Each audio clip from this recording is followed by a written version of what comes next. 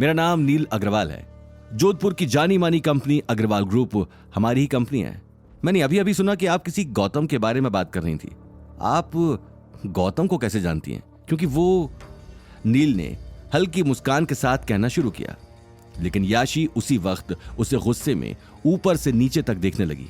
Please, मुझे अभी किसी से बात नहीं करनी, लीव मी अलोन, याशी ने इरिटेटेड टोन से कहा और वहां से निकल गई। सुनिए मिस याशी, आपको जरूर कोई गलतफहमी हुई है। आप जिसे, याशी के जाने के बाद भी नील ने अपनी बात जारी रखी, लेकिन तभी मैनेजर उसे समझाने के लिए उसके पास आ गया।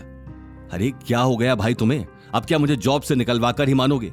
पहले ही तुम्हारी वजह से इतना बड़ा पंगा हो गया है, कितना कुछ सुनना पड़ा है मुझे, अब और क्या चाहते हो? मैनेजर ने गुस्से में कहा। अरे मैनेजर साहब, मैं इसी कंफ्यूजन को दूर करने के लिए मैम से बात करने आया था, लेकिन उन्होंने तो मेरी बात तक नहीं सुनी। वो गौतम कुछ नहीं, बस एक मामूली सा घर जमाई है। उस फटीचर की कोई औकात नहीं है और आप सब लोग उसके पीछे टाइम वेस्ट कर रहे हैं, नील ने मुंह बनाकर कहा। लेकिन इससे पहले कि वो आगे कुछ कह पाता, मैनेजर ने पीयूष को इशारे से वहां बुला लिया।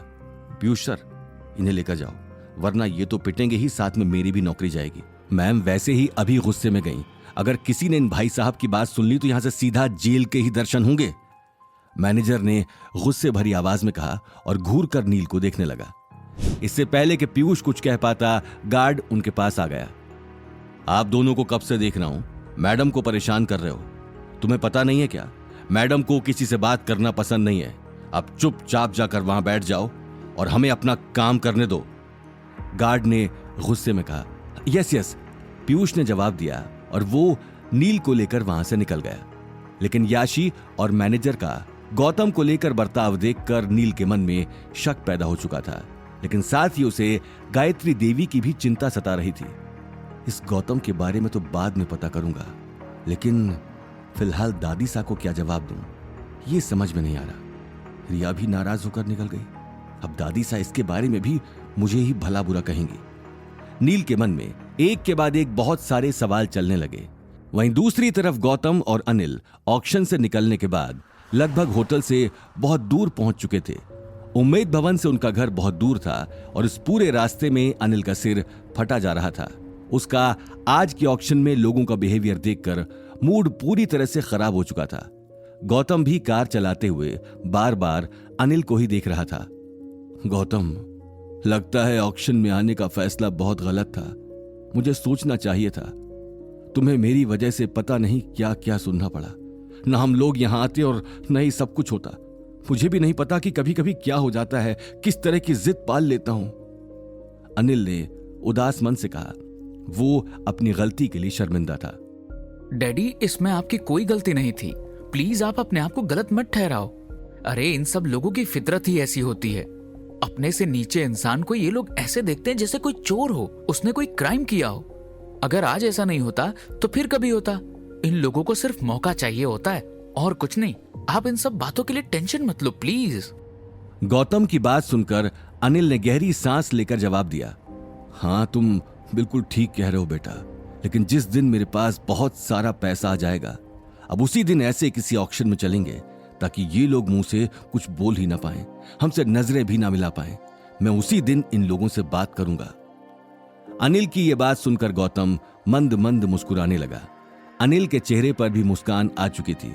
कुछ देर के लिए वो दोनों ही ऑक्शन में हुई बातों को भूल चुके थे, लेकिन तभी गौतम को कार के पीछे से किसी गाड़ी की ओवरटेक की आवाज सुनाई दी। कार की आवाज सुनते ही गौतम साइड मिरर से उसे देखने लगा तो उसे एक बहुत बड़ी काली कार आती हुई दिखाई दी। गौतम ने उसी वक्त कार की स्पीड धीरे कर दी। क्या हुआ गौतम, ये कार? अनिल ने हैरानी से पूछा।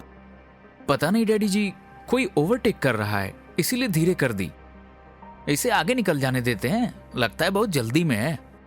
गौतम की बात सुनकर अनिल भी सीट से पीछे की तरफ देखने लगा, लेकिन इससे पहले कि उसकी नजर पीछे जाती, पीछे से आ रही काली कार तेज रफ्तार में उनके सामने आकर रुक गई। उस कार को देखते ही गौतम ने भी कार के ब्रेक लगा दिए। उसकी और अनिल की आंखें फटी की फटी रह गई थी। दोनों को दूर दूर तक उम्मीद नहीं थी कि वो कार अचानक उनके सामने आकर रुक जाएगी। अब ये कौन है? पूरी सड़क खाली पड़ी है और इसे हमारी ही कार मिली थी। आज का दिन ही कुछ अजीब है। पहले वो ऑक्शन में लोगों के साथ बहस और अब ये नया मेहमान पता नहीं कहां से आ टपका है। अनिल ने गुस्से से भरी आवाज में कहा।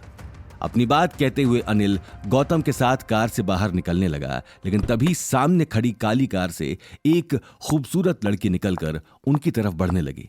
गौतम और अनिल हैरानी से उस लड़की को देखने लगे, लेकिन अब तक लड़की का चेहरा दिखाई नहीं दे रहा था। लेकिन कुछ कदम चलने के बाद गौतम को उस लड़की का चेहरा साफ दिख गया और उसका चेहरा देखते ही गौतम के पैरों तले जमीन खिसक गई। दरअसल ये लड़की कोई और नहीं याशी ही थी, जो उम्मेद भवन से निकलकर गौतम तक आ पहुंची थी। याशी को उसके सामने देख गौतम अनिल को देखने लगा। ओह गॉड, ये मुसीबत यहाँ। कहीं इसने दीप शिखा के बारे में डैडी जी के सामने कुछ कहा तो अवनी मुझसे दूर। आगे की कहानी जानने के लिए देखिए अगला एपिसोड सिर्फ पॉकेट एफएम के यूट्यूब चैनल पर और रॉयल वारिस के सारे एपिसोड्स को सुनने के लिए डिस्क्रिप्शन में दी लिंक से डाउनलोड करें पॉकेट एफएम ऐप।